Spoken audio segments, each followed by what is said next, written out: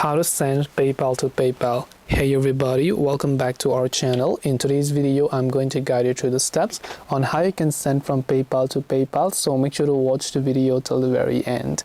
Now, if you'd like to send money from one PayPal account to another PayPal account, open up the PayPal application here and then just make sure that you're signed into your account. Right here, you'll find an option that says pay from your phone, so you can tap the send now option over here. Then once you tap on send now, you simply need to enter the username of the number or the username or email of the person you're trying to send the money to. Then you need to make sure that they have a PayPal ID, and then now you can just go ahead and enter the amount of money that you would like to send them over here. And once you've done that, you can simply make sure to also add a message, and once you add a message, you can just tap the next option if you'd like to send them via PayPal. This way you should be able to go ahead and then basically send PayPal to PayPal. Hope this video was very helpful.